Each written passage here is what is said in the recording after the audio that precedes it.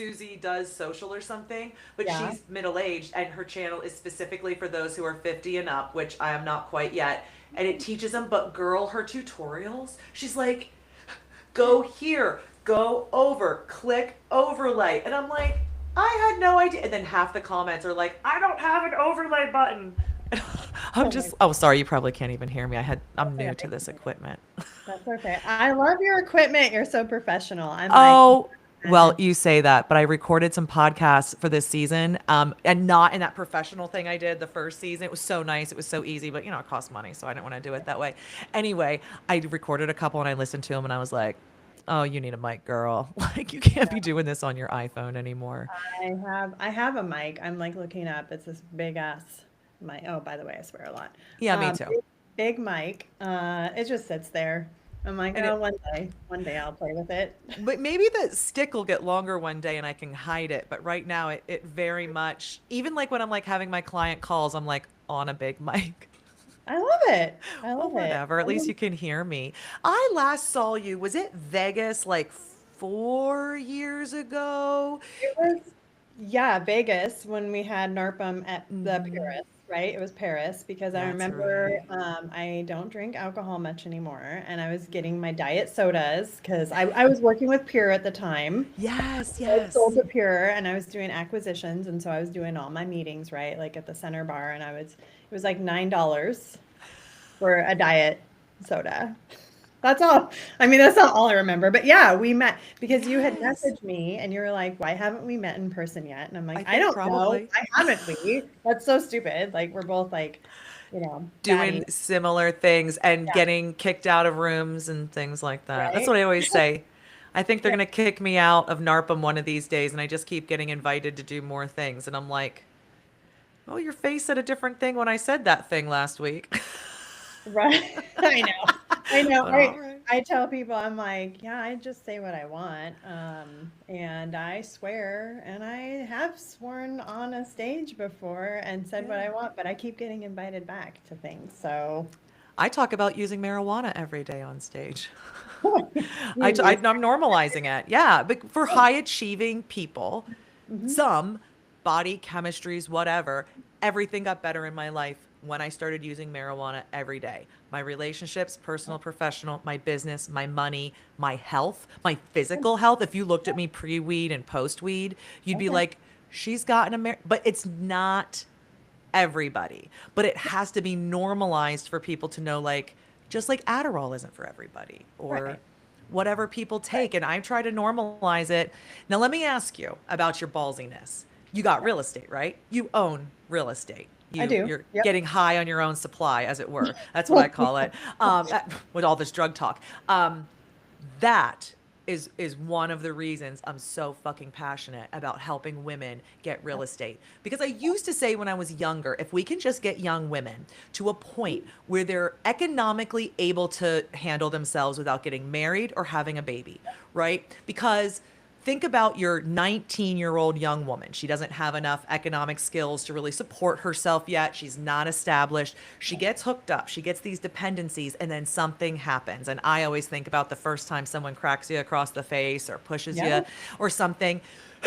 That decision of what do I do in this moment is often informed by your capacities, your foundation, whatever it is. So you and I are grown up versions of like ladies who don't give a fuck because what are you going to do? Take my like 200 thrilled clients and all the properties I own away from me? No, you aren't. I have all the confidence in the world you aren't. But if I worked for a corporation where I needed to keep all my shit together so my babies could go get their physical next week or a surgery or something, you better believe I'd be talking a little bit differently. And that's not good. It's not Yep. good when people are hamstrung like that. I Yeah. So I tell agree. me, because things have changed for you. You were working for Pure, you were helping them build this massive portfolio of property management companies, right? Like that's kind of what you were doing. Yeah, Brilliant. so I sold my company to Pure. Yeah. I got out of the day to day, I will say, but I stayed on with them. Why did you sell? Like, why was it the right time for you? So I sold. I did not intend to sell. Pure called Okay. me, and in the very beginning when they were building. I like to say that they kind of cherry picked around the United States. Like they were reaching out to all these different operators that ran really good businesses, that had great processes, systems, teams, all the things. And they had the entrepreneur mindset. And so that was, mid 2020 and then all of 21. So they kind of cherry picked across the US. And I was one of them. So look at that. And so was the deal just so good that you were kind of like, ah, I'm tempted. I'll think about it. Like, Yeah, so my original intention, because I got into it in '04, kind of fell into property management. Um, you know, I got the, in '04 too, by the way. That was my you did, first year in that's so PM. cool. Yeah, Yeah. and then, over the time, I kind of went through some personal stuff. I opened up a PMC for a builder, and then in 2016, after I got through all my personal, junk, like leaving a domestic violence husband, like rebuilding my life, all the things, I said, you know what? You know, I was basically an employee, designated broker that had built that business for a builder. And I said, hey, it's time for me to go out on my own. I need to go do this. And he was like, that's great because I want to retire anyway. I'm like, great. So it worked, but I was single mom, 3 kids, open from my living room. So that's why I call, living room lessons from the living room. That's my YouTube channel. Okay. Yeah. And, Because yeah. you were a broker, so you were able to do it Yep. solo. You didn't have to Yep. go get a broker. And you started just you, Stacey, Just me. doing everything?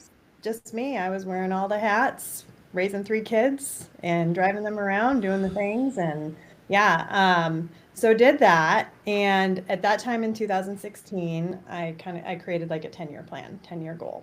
And that coincided with my kids' ages. So my daughter, the baby, is going to be a senior in high school. She'll be graduating in June 2026. We are going to make t-shirts with her Is this face your on them. final year of full-time in-house Yes. motherhood? Yes. Yeah. It's Then kind you of weird. retire. I know.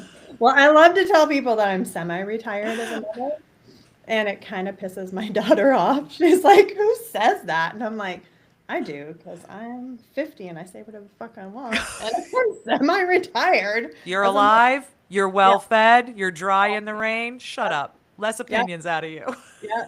So I'm like, so anyway, I had always kind of correlated that 10-year plan, and Pure came calling, and obviously earlier than I anticipated. And I said, well, okay, I'll take the meeting, it never hurts. And plus I got a really good free dinner and got to Yeah. hang out with Jennifer Stoops. I mean, who doesn't love Stoops?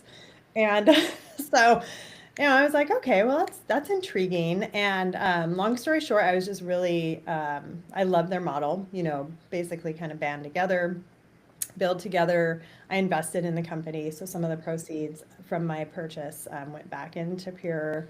Sure. So I'm a, limited partner in the company still. And I also had the opportunity to stay on and do different things. So that also But really not in intrigued. your company. If I'm right, your role was really more with pure Oh corporate, yeah, would you you're call it? corporate. I was 100. Yeah, I went back into corporate, which is also kind of funny because I had left Is that corporate. something you did prior to property Hmm. management? Oh, Yep, yep, yeah. I worked for Gap, and I ran, large flagship like Seattle location. So, yes. So okay.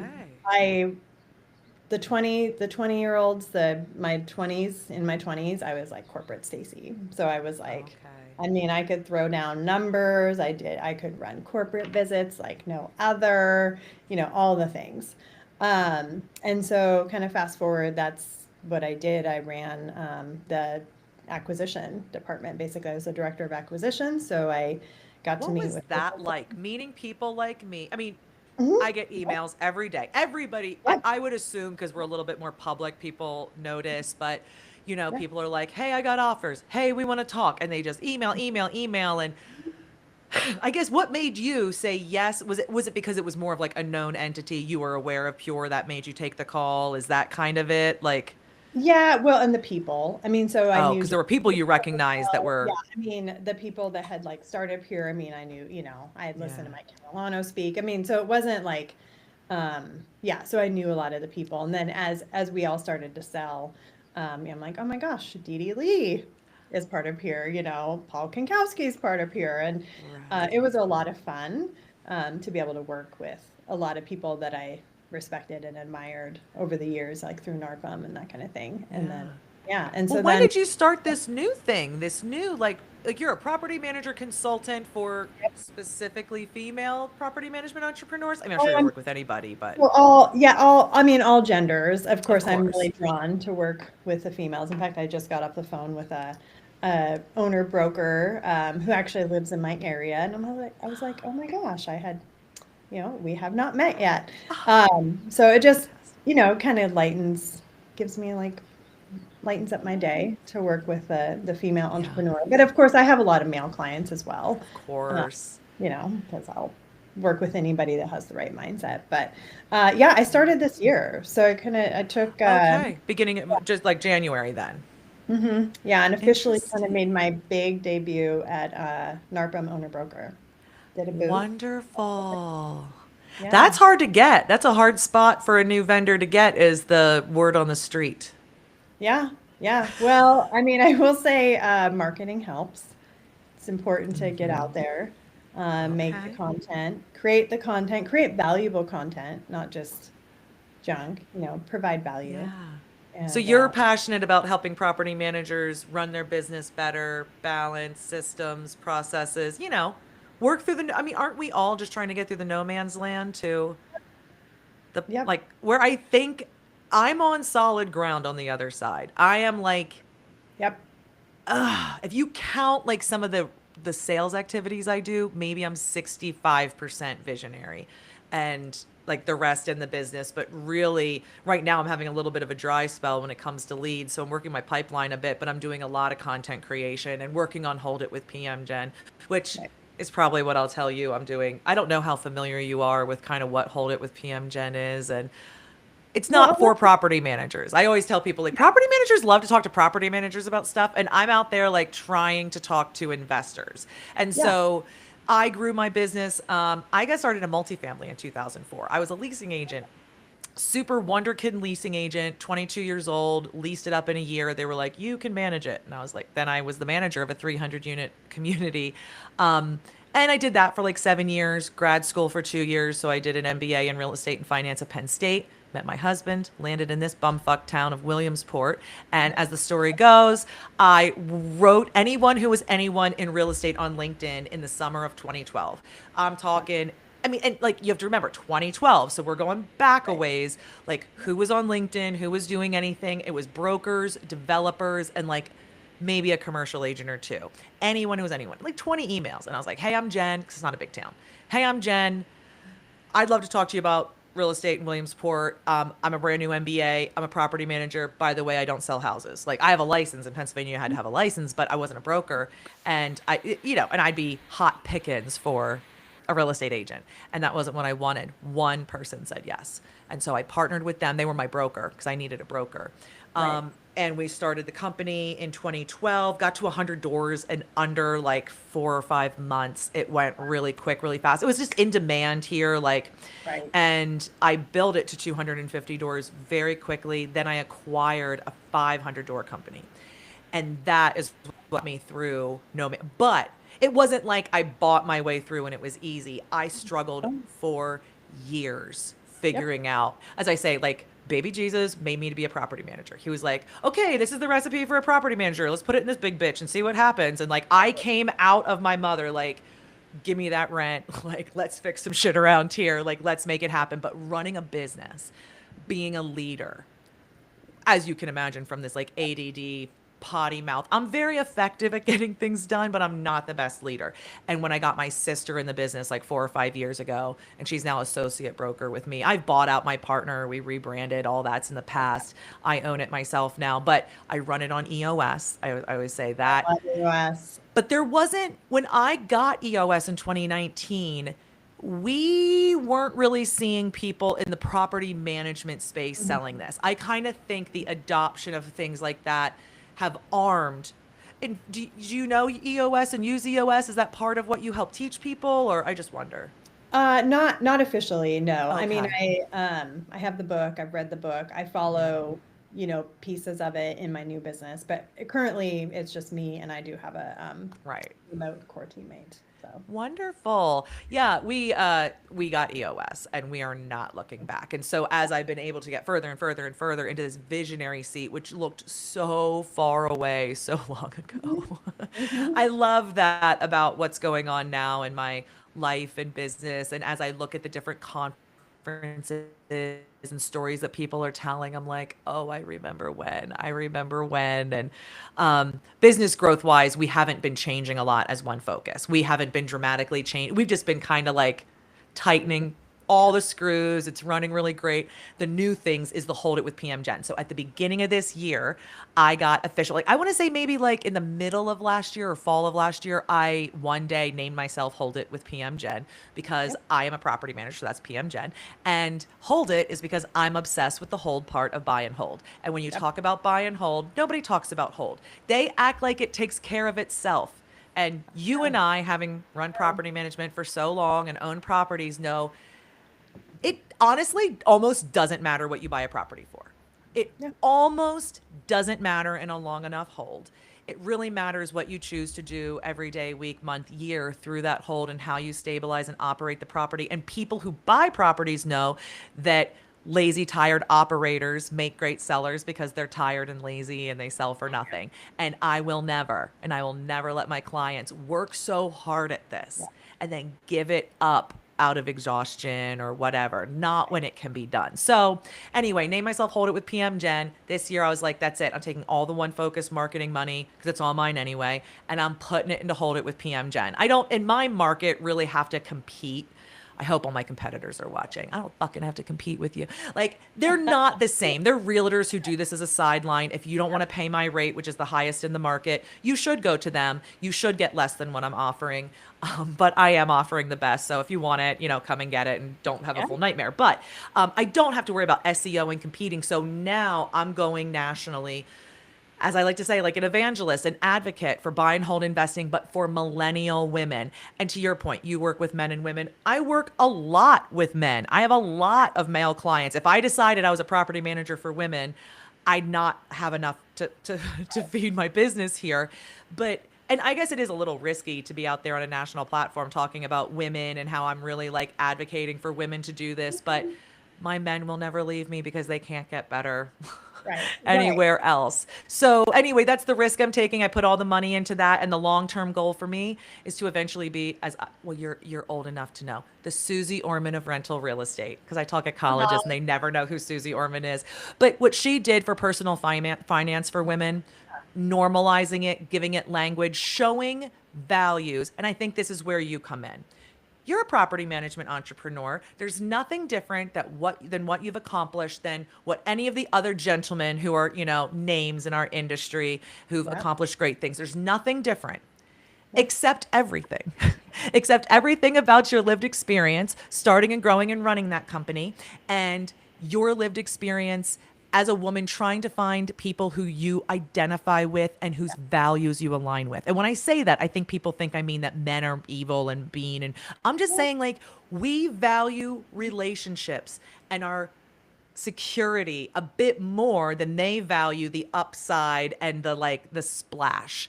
And like I don't resonate a bit with content creators who talk about money, who talk about Yeah. my $8 million deal. Fuck you. I've had so many millions. My payroll is significant. Like, put it into some context. It doesn't mean anything. I'm not that, and maybe because we've been around the block a time or two, I'm not easily impressed. Yeah. Like, so Yeah. anyway, I want to be that person. I want to be the person. I'm not for everybody. You need to be thinking like me. Then you're going to probably resonate with what I'm teaching you. And same to you. You're going to get further teaching somebody who shares your values and your outlook on these things where somebody else can go pick somebody who they resonate with more. But we need the I just had an argument with a guy on a podcast last week and I just said, this is my goal. Sharing with millennial women. I think it's important to create generational wealth. I think it's important for generational wealth to be under the hands and control of women more than it is now. And he goes, well, I get it. Da, da, da, da, da. And I guess that's important. But his whole sentiment was, it's out there for everybody. So we just really need to make sure we're encouraging everybody because everybody can go do it. And oh, sure, sure, sure. And then I said, you forget. Like our apex predator is men. Like Yep. the most dangerous person a woman will meet in her lifetime is her partner, boyfriend, husband, whatever. And the most Sure. dangerous time of her life is when she's pregnant. So if you're being hunted in the streets, if you were called a queef pickle in a direct message on LinkedIn last week, like that, my friend, is what women are dealing with. Mm-hmm. Mm-hmm. And we're told, and by the way, we're socialized to people please. Yep. So we're not set up for success in a business like property management where it is boundaries. It is, Yeah. I think boundaries are the most important skill in property Yeah. management. Yeah. No, 100%. Oh, yeah. Yeah. No, I know you're speaking my language. I mean, I Yeah. think that's yeah, I mean, I'm case in point. I mean, look at me. Like, it's always interesting to me, like when I meet new people and they're like, wait, what? You were in a domestic violence marriage? Like you were married to somebody that like took their big meaty hands and like wrapped them around your throat and like threw you up against a wall. Like you could see the Can't crazy assume in there. anything. No, right. And so I'm very passionate about helping women. So like I literally left everything. We had two rental homes and we had a family home. I literally walked away. I mean, I blew up my credit, I blew up my life. But it was either that or stay and die Yeah. or die from an autoimmune disease because it's pretty much proven now that that massive stress all the time, right, will Yes. make you sick. So I became a renter. I became a tenant. When I opened my company, I was actually in bankruptcy because I had to file bankruptcy because of Of the course. mortgages on the rental homes and stuff.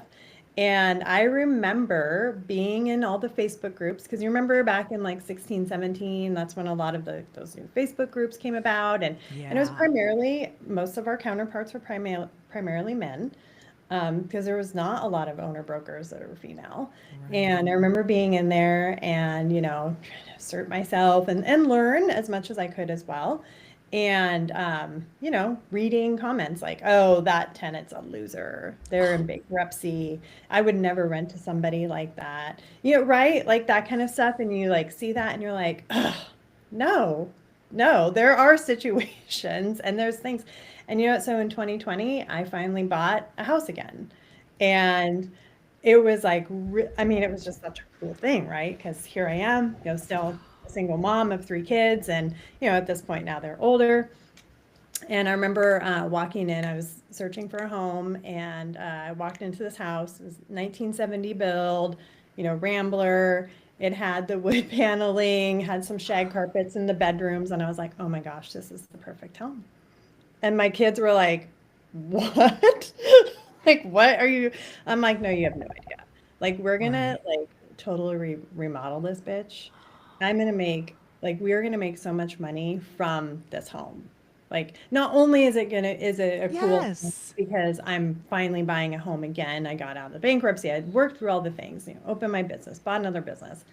But yeah, now I mean I have massive equity and I own other rental investments again. Do you So think you have strong intuition? yes. Yeah. Yeah. Yeah, I would say yes. And then especially after leaving that relationship and working through a lot of like personal things, I've reopened it. Because when you're in a relationship like that, you shut down because you can't Okay. leave yourself open. Um, Yeah. because you just can't physically. But yeah, I would say the last few years I've worked very hard to Yeah. bring it back. So I Yeah. turned 44 on Friday, and I Oh, would happy birthday. say yeah, congrats on not dying. Yet another year. Just wait Well, till you hit 50. my All my the fa- things happen. my favorite comedian, she's in her 50s maybe now, and Heather McDonald, and every year she'll go like 43 and cancer free, like let's like celebrate, we don't have it still or yet. Yeah, I think my intuition about people and situations and real estate and Mhm. deals and things, Oh, yeah. it's almost spooky now that I'm trusting it more because for years you doubt it, right? In your 20s and 30s, like I knew these things, but I would doubt myself. I'd get in, learn. I should have trusted my gut. That guy was bullshit. This situation was whack, whatever. Yeah. And now I like love looking for real estate now because I have all of this knowledge, right? Like I have all the innate knowledge and when I walk in, I can almost just try like it's almost like a fun ride. Like, what am I feeling? Like, Yeah. what am I like what is my gut saying here. And when it says good, like you said about that house you found, Yeah. it feels great. And the people around you are like, what's wrong with you? And I'm like, no, this is it. This is it. This is the one, baby. Like you'll think I'm a genius in 5 years, right? Oh yeah. Yeah. I love that about getting older. And I wish we could teach women to trust that earlier. Even Yes. 5 years earlier.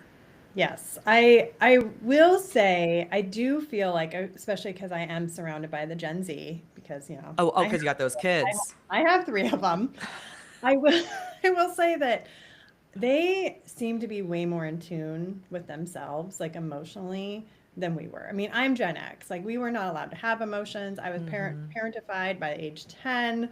I mean, holy moly. Like nobody knew what we were doing. Nobody gave a shit what we were doing. We just were like, like flung out Yeah. into society.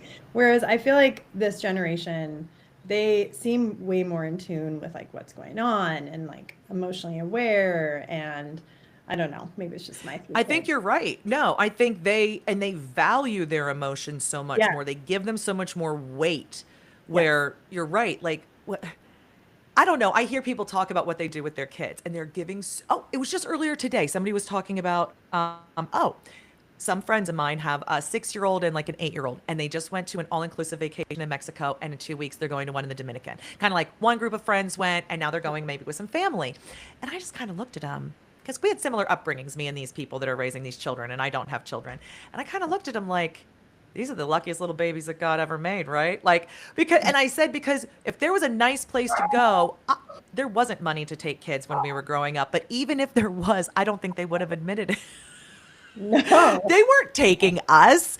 No, kids, what do you need? They go, what do you need a vacation from? Yeah, no, no. Our no, in fact my email. So every Tuesday I send out what I call Stacey's vibe emails. I don't know if you're on my Okay. email list, but if you're I was not, going to say, put me on the list. I want some yeah. vibes. Yeah. So I'm vibeless over here. yeah, well, yeah, so I like to send them out. So Fridays are my newsletters, but Tuesdays are Stacy's Vibe emails. Okay. And in the Vibe email today, I talked about how, gosh, I think I was 11 years old when I started working in the farm fields every summer. Like that was our summer vacation. Our friends and I, that's what we What did you did. do in the fields? Well, I started picking blueberries. That was Okay. my entrance into the working world. Let's That's see. great. Low to the ground, perfect for children. Yeah, child labor at We its were prime. picking up corn cobs in my grandparents' fields, the old Okay, rotten corn cobs. We had to okay. get them up and get them out, but it wasn't a lot of work. We No, were farmed out as nannies. That was our okay, child labor because my mom okay. had a daycare. So Oh, I okay. remember the summer before eighth grade, I had a full-time job. I worked like 5:30 in the morning till 3:30 Yeah, at night for like a factory family. They worked at a factory first shift. They'd come pick me up. I'd watch their kids for what worked out to be $2 an hour. I believe it. I believe it. Yeah, well, This, yeah. I thought I made it big when I was 13 and I got to rogue spinach because I got paid minimum wage, which was like Whoa, 2 something upgrade. an hour back then. Yeah, and roguing spinach, I don't know if anyone's ever done it, but you're basically picking the male plant out so it doesn't pollinate the rest of the field, which is kind of ironic now. But anyway, and then you had to be bent over the whole day, so you're just like literally working these rows. Like you're just straddling the row and you're just picking, you're finding the plant and hucking it out into the center. Yeah, but we got paid minimum wage to do that. Way better than blueberries because blueberries you get paid by the pound. And if you're 11 years old, you're not picking a lot of blueberries. Was there work permits then? Oh my God, probably not. I mean, this was Yeah. like what, early mid 80s? Yeah, Because in the no. mid 90s, you did need a work permit from your school. And there was an orchard. When you were 14, you could go pick cherries at Cherry Hill Orchard with the immigrant, with the factor or the farm workers that would come Yeah. in from town. And I remember my mom said that she would just do under the table and find us stuff because she didn't want us over there. Probably because I looked like I was 35 in the eighth grade. I was very tall. Oh, that's right. You are really tall. I Yeah. am a tall one. Yeah, I am. Well, I want to wrap this up today, but I want to do it again if you're ever open to it. I'm sorry, we just have a half hour and I got to get on with Kristen Lopez. She wants to talk about something. And so she booked with me Oh, right after this. And yeah. I'll see you in the content mastermind Yes. on next Monday. Monday. And yeah, for sure. I'm And talk having some fun about in that. That's testing It me is a little fun. bit. It is testing me a lot, actually. So If I'm being honest, a lot. You hear that, Pablo? You watch till the end. You freaking got us. You get I her. know, I know. Well, tell Kristen I say hi. I love I her. absolutely will. She and her business partner are just such a breath of fresh air in the See, and industry. I've never met her business partner, and See, there's I some- actually am not that familiar with what this business is. I knew what she was doing just before this, so we'll get caught up with it. Yeah, well, good. I will Oh, be in touch. Are you hey, gonna be live? thanks. Sorry? Are you gonna be live with her on LinkedIn? No, just a boring Zoom. Because it's Okay. about maybe a thing to do together. So we'll see if we want to Okay. talk about that. Okay. Well, good. All And right. I'll Well, see you at National for sure in October. But before that, yeah. Okay. okay. See you All soon. right, dear. Thanks so much. Take care. Bye bye.